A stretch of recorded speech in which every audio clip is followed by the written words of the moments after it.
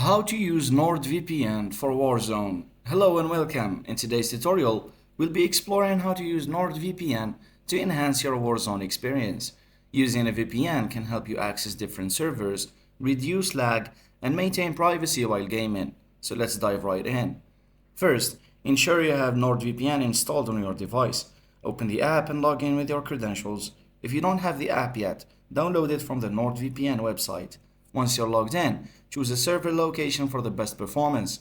Select a server that's geographically close to your location. Click on the country of your choice, and NordVPN will connect you to the best server available in that region. After selecting your preferred server, click the Connect button and wait for a few moments for NordVPN to establish a secure connection.